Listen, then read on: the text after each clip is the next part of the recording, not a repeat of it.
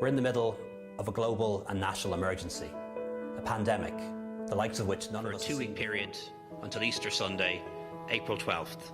Everybody must stay at home. Our children are without schools and colleges. Our sports stadiums lie empty.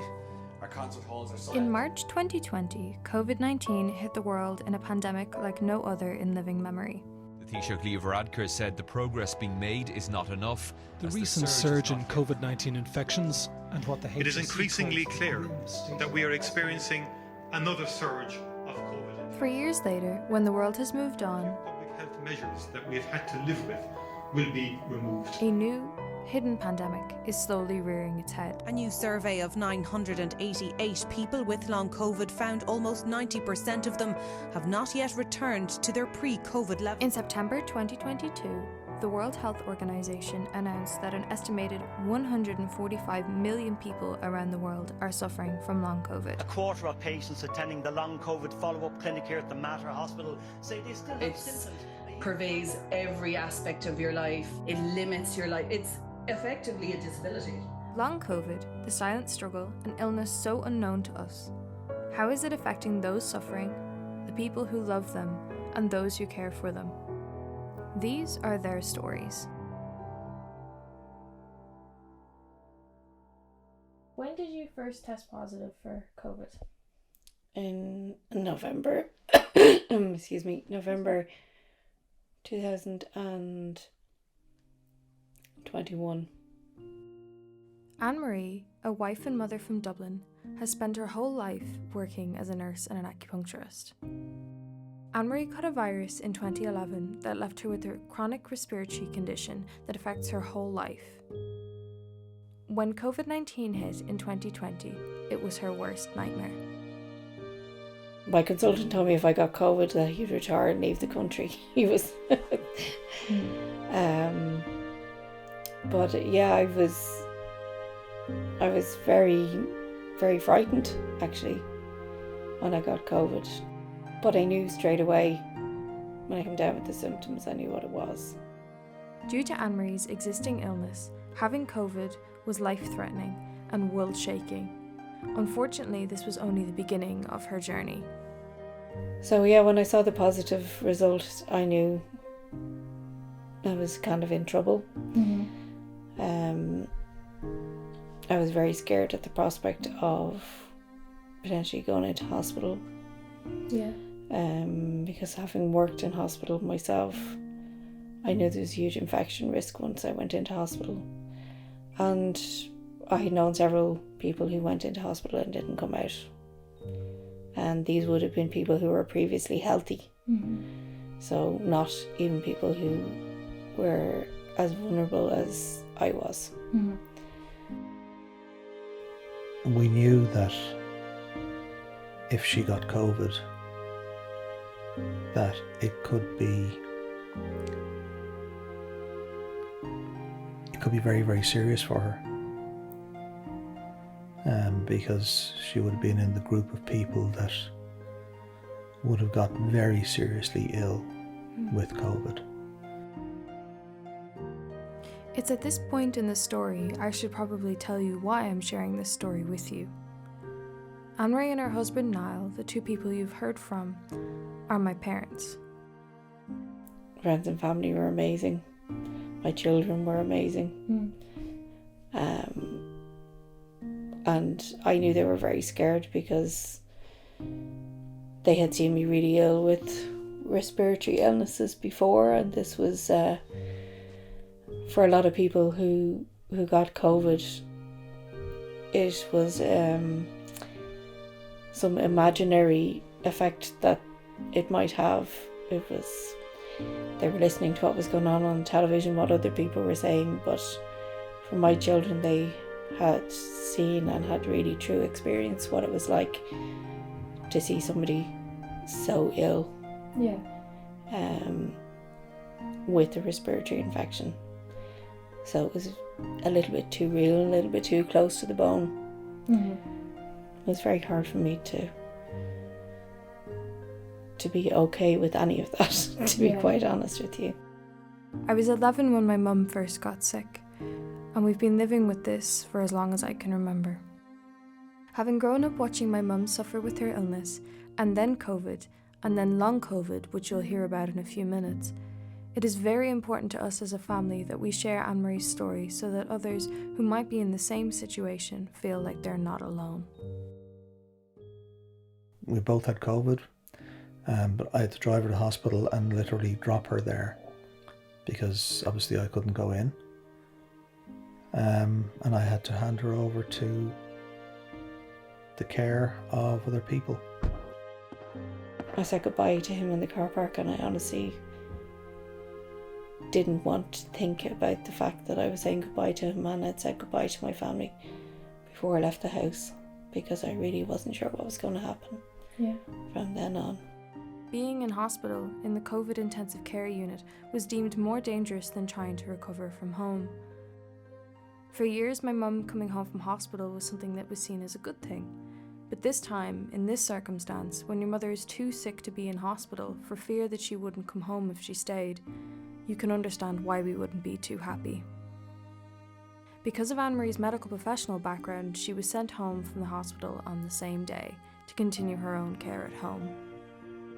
It was very worrying, and given the fact that I was also ill at the time, but thankfully not as ill as she was. But we managed, and we managed, I guess, a lot because we're used to managing. Yeah, used to clean. Because we've been doing this for the last 12 years or so, or 10 years as it was at the time.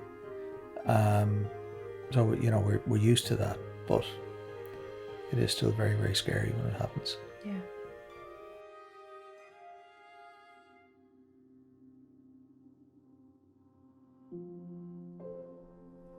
Alrighty. When did you get your long COVID diagnosis? How was that for you? So I was going back and forward to my consultant after I'd had COVID because I needed close monitoring. And it was a couple of days before Christmas, which would have been about 6 weeks after I had COVID, that my consultant first mentioned to me that my symptoms didn't seem to be settling down the way other people's had, and that she would need to keep an eye on the situation for long COVID. Mm-hmm. So I then returned to her a couple of times in January. I had lots of blood tests done and other monitoring, heart monitoring and stuff, to make sure there wasn't anything else tying into causing some of the symptoms that I was experiencing.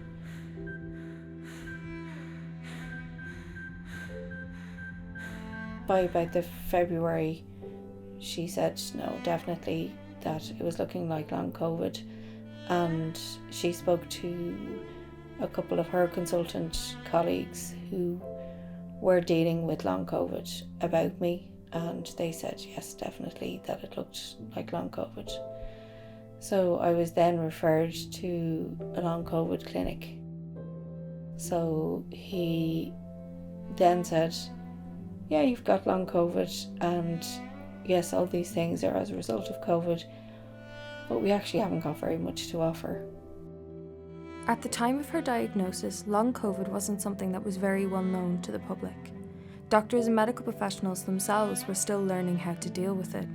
There was nothing to compare it to, no long history of the illness, and we're still learning new things every day. They didn't really have anything to offer with regard to the taste and smell symptoms. Mm-hmm.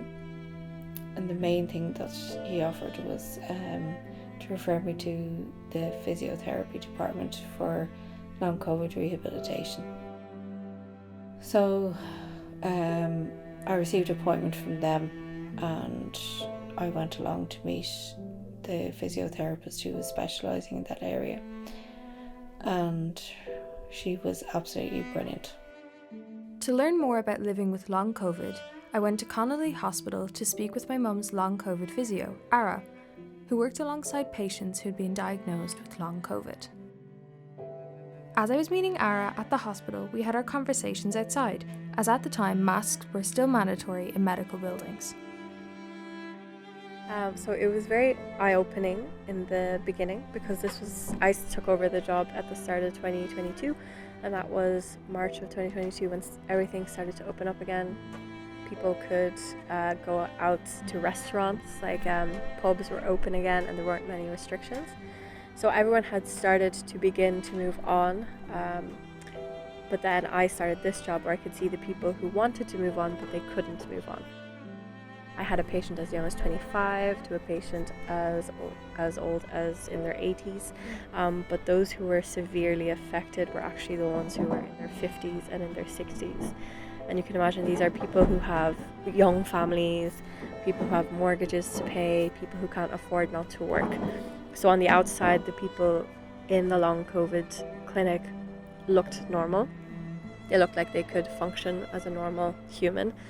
But if you asked them to walk from, say, one table to the table beside it, or if you asked them to go up a flight of stairs, then they would be breathless and gasping, and you'd compare it to a normal person doing a 5K run.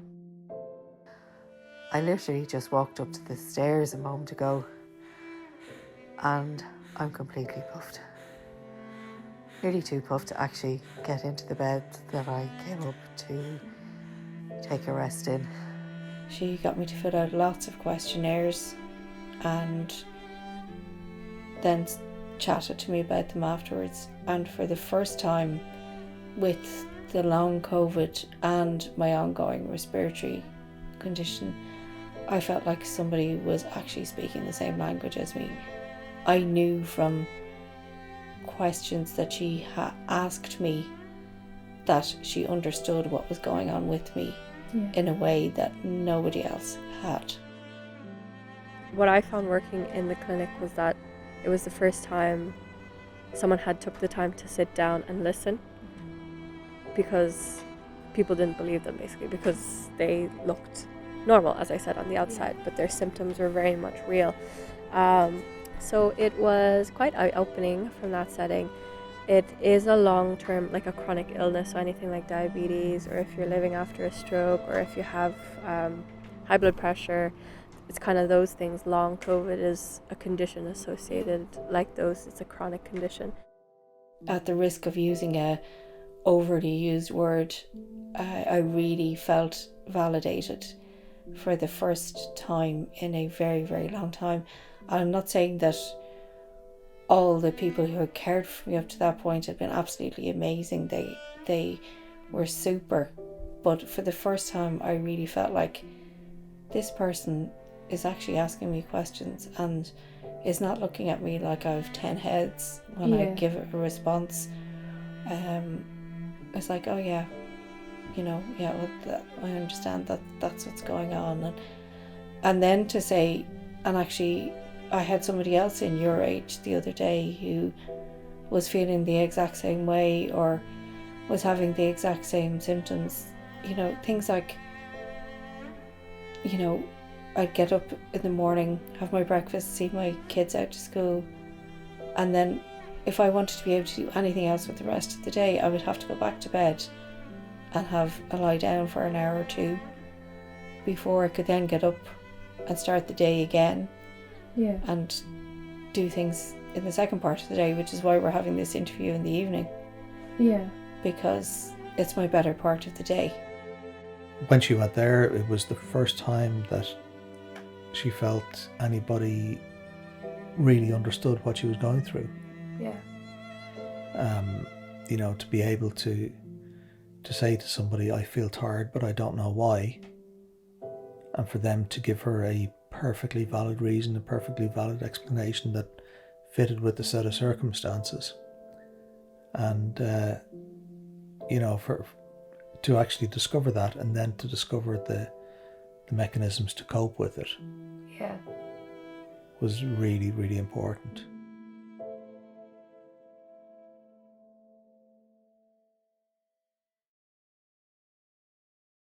During conversations with my mum, dad, and Ara, learning to live with long COVID is one of the key things they all spoke about. Yes, there's a lot about pacing in a society where it's kind of glorified to keep working hard, keep going. Like, say in the gym, if you don't work hard enough, you don't push yourself, you're not going to get anything out of it. I was telling my patients the complete opposite.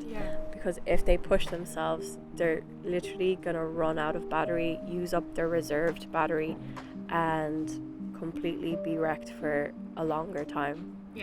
So like weeks or a couple of days, basically. So it was hard to change that complete societal mindset in these patients that I was seeing.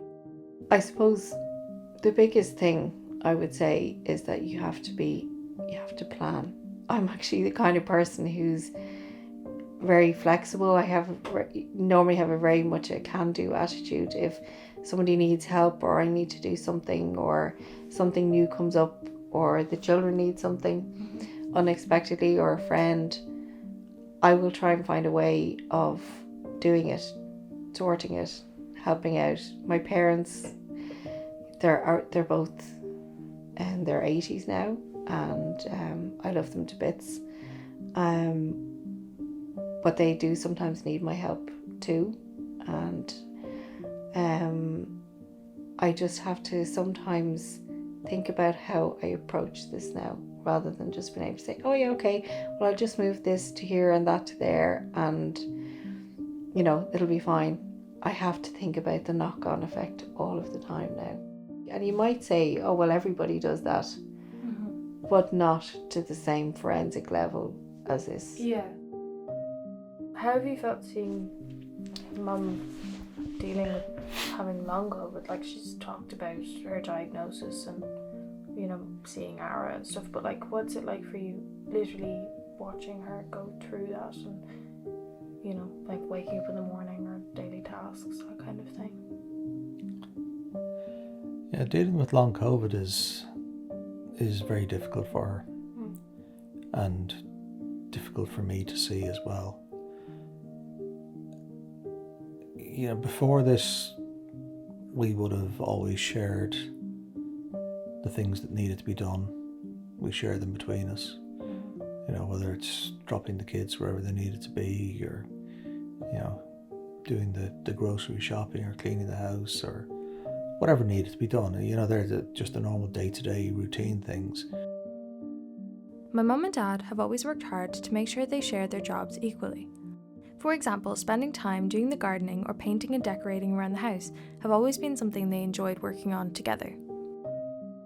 I have very vivid memories of them spending the entire day replanting the garden until it was cold and dark outside, watching both of them share ideas and plan the whole thing.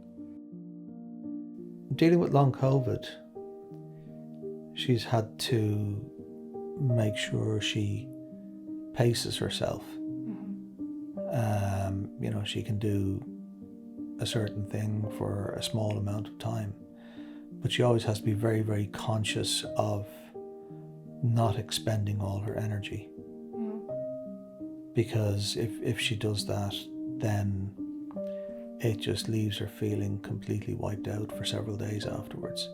Or it might be even 2 days later that it actually hits her. Yeah. So she has to be very conscious of how much energy she expends the whole time. So, what that's meant for me is that I do end up doing more of those things, which is obviously more work for me, but it also means that, as a couple, there were lots of things that we enjoyed doing together. And we haven't been able to do those as fully as we would have in the past. But apparently this is a actual recognised syndrome now, called PESE. Okay. And literally when she handed me the sheet that described PESE, I read it and it was like I was reading about myself. PESE, or post-exertional symptom exacerbation, is triggered by physical, mental and social exertions, and symptoms include exhaustion, brain fog and physical pain. So it's all about symptom management, which is hard because it's hard telling people every day that you know, there's no cure for this.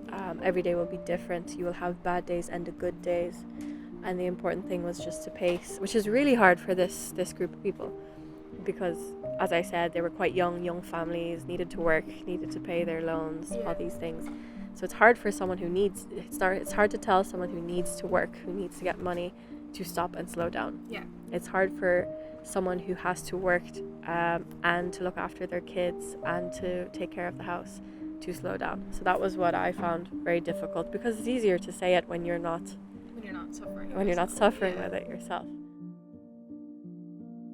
I know if I work a really long day on Tuesday, have to do something on Tuesday evening, then had to get up on Wednesday morning, by Wednesday evening or Thursday, I am going to be dead on my feet, completely wiped out, and potentially wipe out the rest of the week.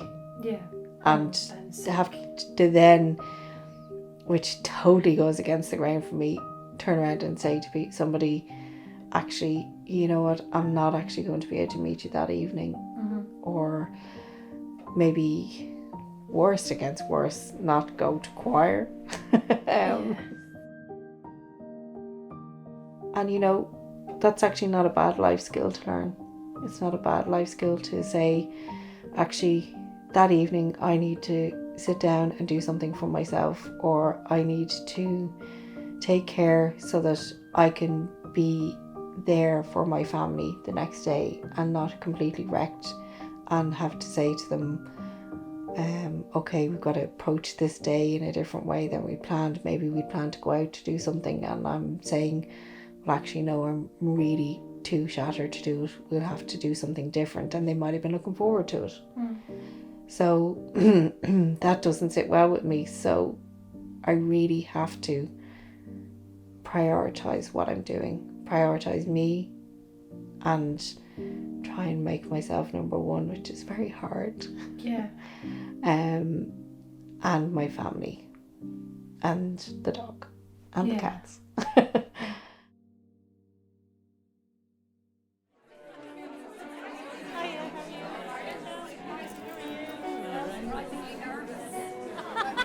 That's your mind.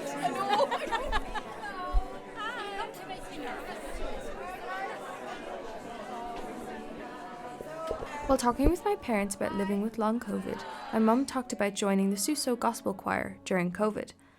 She attends every week, and the impact it has had on her life is beyond imaginable. You know, from an emotional support, I suppose, is just to make sure that I make a conscious effort to get out and meet my friends, to, you know, make an appointment to go for a coffee with somebody, to have a bit of lunch somewhere, to meet my parents, go out with my husband, and of course to go to choir, which I absolutely love.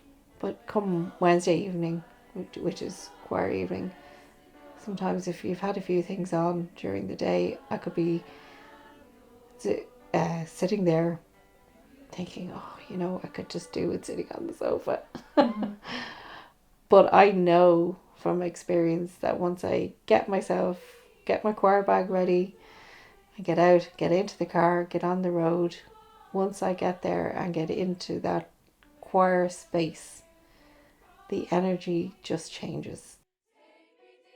To get to know more about how the choir impacts lives, I spoke with Emer, Suso Music School's director, and attended the gospel choir's rehearsals and gigs.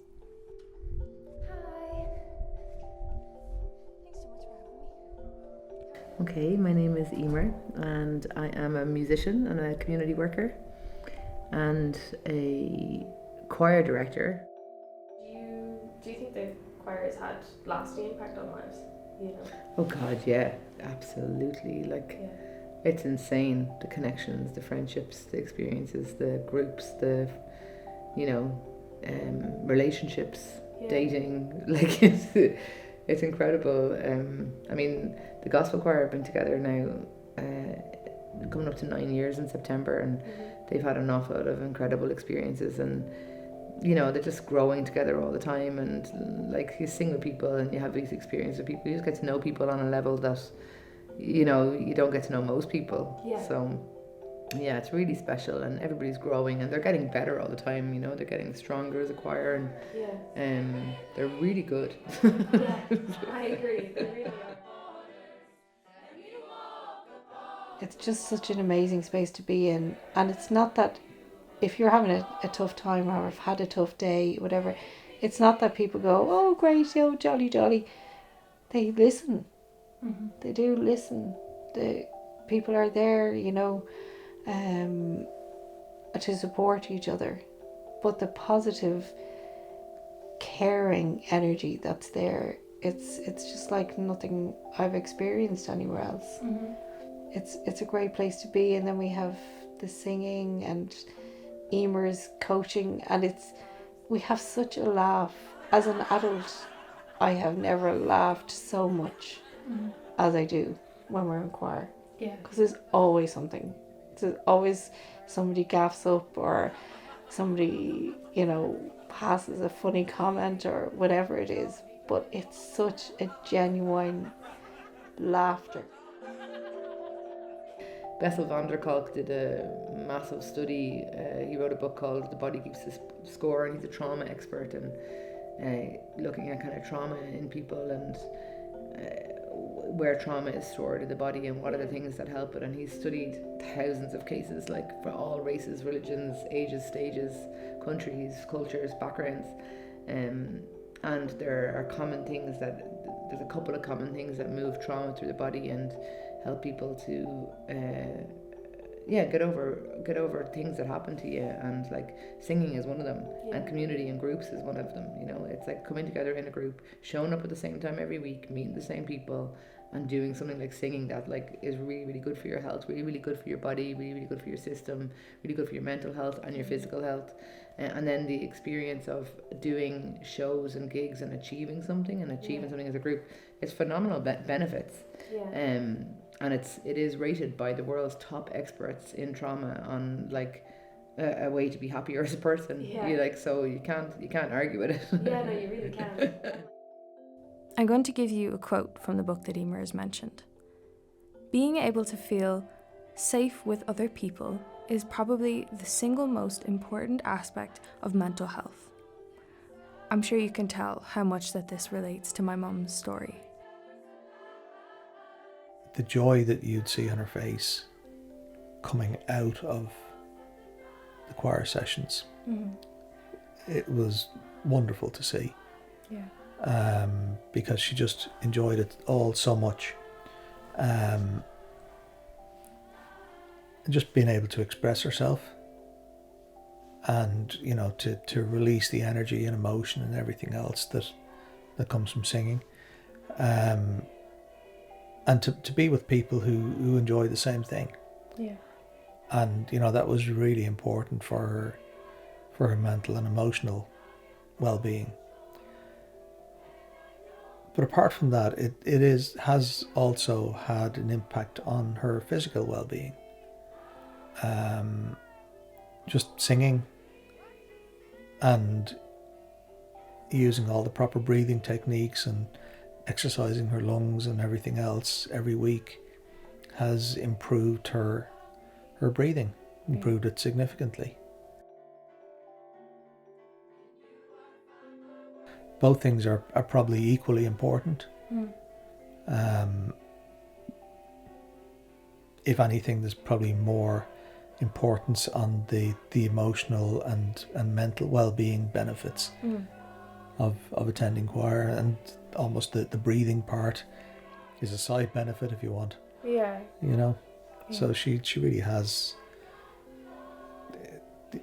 got a huge benefit from the whole experience. I remember, I'm sure you remember too, but when Mum came home from that workshop that they did with some of the other choirs, and she was talking about the choreography and dancing, and she was like, and she was surprised and shocked that she was actually able to do it. And that she wanted to do it more. Like, I remember that hit me in the face. I was like, oh my god, like, you know, she's doing something that, you know, last year she wouldn't have been able to even think about, you know, without being tired. Exactly, yeah. So. Exactly. That's been a great experience for her overall.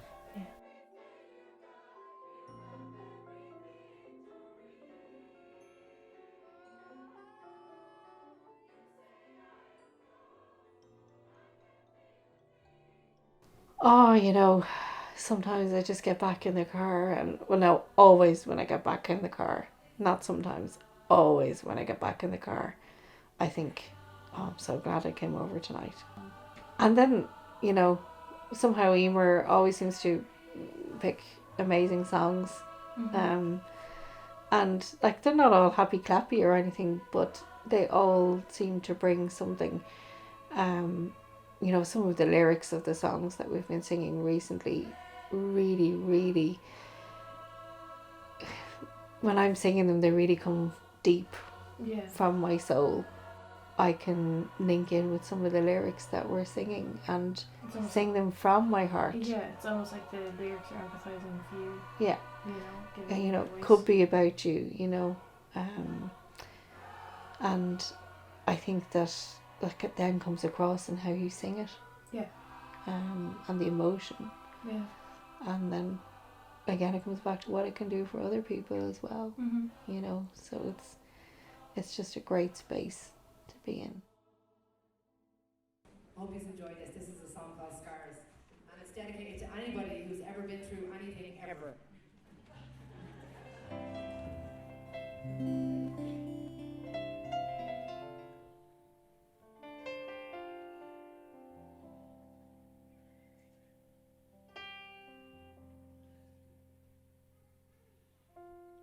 Yes, it's been long. Yes, it's been hard. But I remember coming home from the first actual night that we were physically at choir, and all the family in the kitchen, and everybody said that I was buzzing. Yeah. You were jumping around the place, like almost literally. Just, bouncing off the walls. I don't know, it was an energy that I hadn't felt for such a long time, and not anything to do with the people who were around me or anything, but it's just an energy that couldn't be created by anything else. Yeah.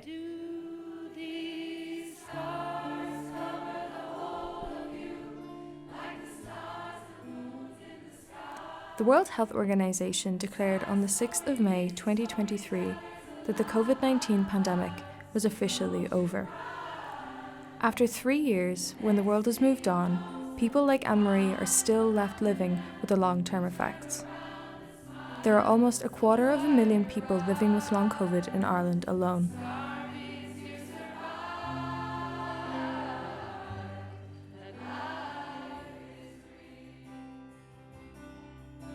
We hope that if you are listening to this story, that it helps you understand the effects of long COVID. And we also hope that if you are suffering or caring for somebody who is suffering, that you feel less alone.